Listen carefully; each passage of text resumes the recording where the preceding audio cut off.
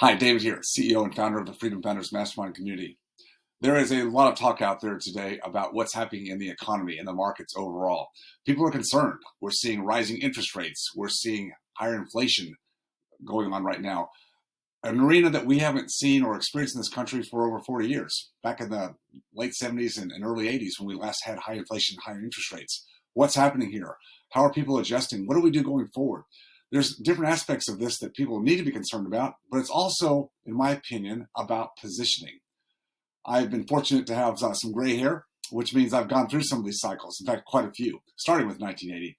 I've seen the ups and downs of these cycles, and I've learned not to be fearful, but certainly have some concern.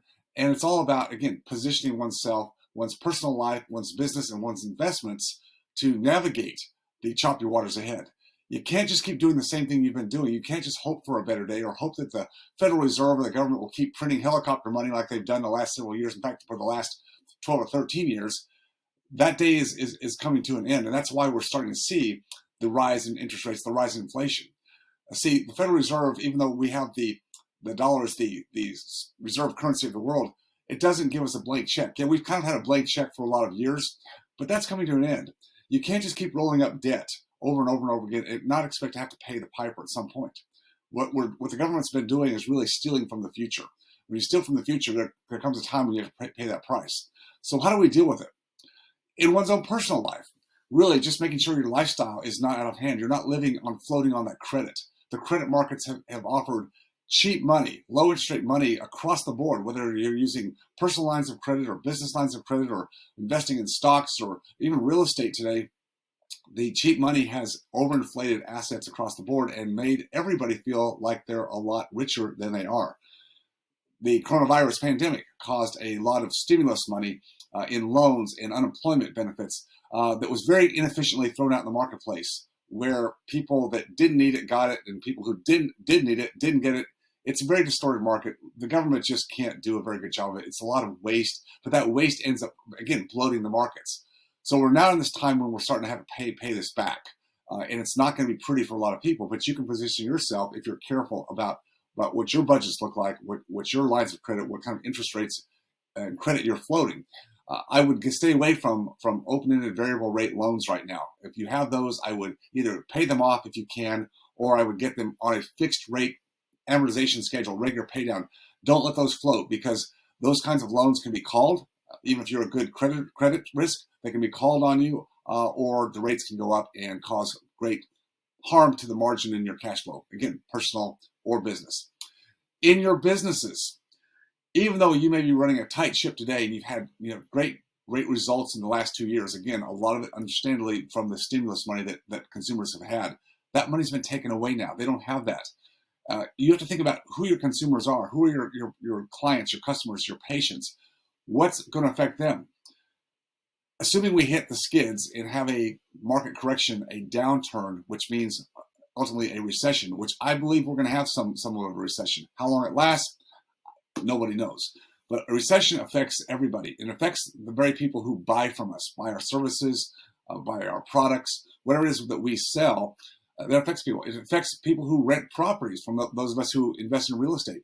It affects the entire economy. The 70% of the GDP in this country, the gross domestic product, is based on consumption by consumers. That is, people able and willing to spend money. When we have a recession or correction, or we have higher interest rates, people start to pull back. They pull back on their spending. They pull back on their plans. They pull back on their expansion ideas. In the last 2 years, with people not being able to travel and do most leisure items like we could before the pandemic, with all the extra money, people have been spending money on buying upgraded cars and homes and doing massive renovation projects to their houses, and just spending that money because they didn't know where else to put it.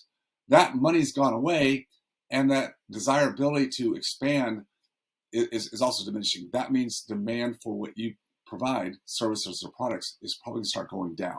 To what extent, again, we don't know, but you've got to be ready for that. You've got to understand that your margins in your business, you've got to tighten those up. Make sure you're running as lean and mean operation as possible. Work on all those KPI metrics. I'm going to talk a little bit more about investments, because that's what we do in Freedom Founders. Investing our capital, positioning ourselves in the capital markets with the way we invest. I love to invest in real estate because it's an inefficient market, which means we have opportunities that you just don't have in the stock market or Wall Street overall. The stock market, Wall Street, it's run primarily by robots today. High frequency trading algorithms that mean that you as the individual, or we as the individual, we have very little chance. We just basically end up buying the market. Higher interest rates and higher inflation overall is not good for the stock market. Certainly there's been great runs in the last 8-10 years, and that's great. If you've been a part of that, that's awesome. But I think you've got to shift some of that and not keep all of your capital in one place, because higher interest rates, higher inflation means higher costs to the businesses who are on the stock market. So where they've had super high margins in the last 10 years and super high valuations, those are likely to go down considerably. Warren Buffett, Charlie Munger, even the late Jack Bogle have all stated that the future decade of the stock market is likely to return far less than it's returned over the last 10 years or so, where we've been around 8 to 10%. They said look more like 4 or 5%. I think that's realistic because, again, if you look at the stock market today, most companies' price to earnings ratio, the valuations are extraordinary.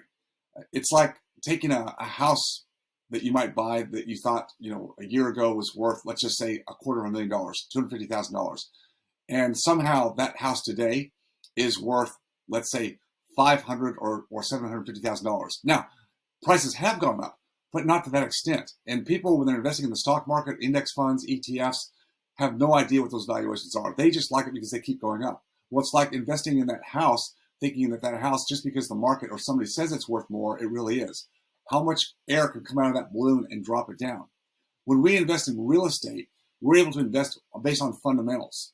I will not purchase or invest in a property that doesn't have the strong cash flow fundamentals. I just won't play that game. I won't buy equities, that is ownership, when the markets push the prices up so high. Where will I go?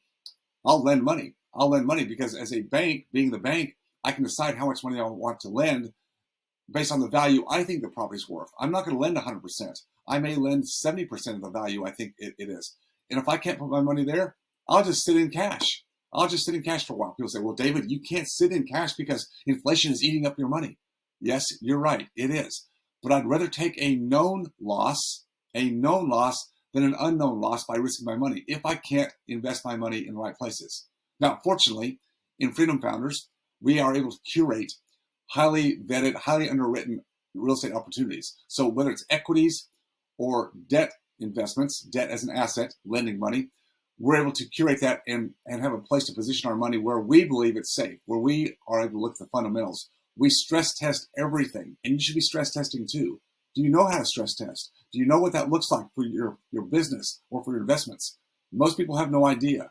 This is a time where you really need to get educated, understand what that means, because by positioning yourself for the future and hedging, not only do you protect yourself defensively, but you can very offensively or proactively be ready to pick up opportunities on the backside. What do I mean by that? When we go through a correction, so many of the people, businesses, investors will be pulled out of the market because they have no margin. They'll be gone. The competition's gone. And assets will go on sale. Assets that may go on sale for 40 or 50% of their recent values.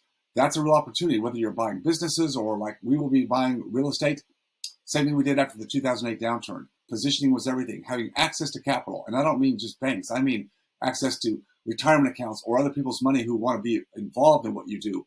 There's going to be a great search for preservation of capital, safe places to invest money. A lot of cash is on the sidelines today. It's going to want to come back into the market. But if you're in a position where you've got that ability to put money to work, you know how to do it, or you've got access to that, it's a great opportunity. Don't miss this. This is the time right now where you should be positioning yourself and understanding what skill sets and what education you need to understand how the markets work. It's not rocket science, but you can't stick your head in the sand and just hope that it's going to work itself out. That's a bad plan. That's only based on hope, and hope is never a good plan. So do what you need to do to gain the market insights and position you need to be proactive in this market, and you will come out as a winner where, unfortunately, so many won't. I've seen this before many, many times. I'm ready for it again. Question is, are you? Remember, you've always got to stay focused on your freedom. That's what's important. I'll see you next time.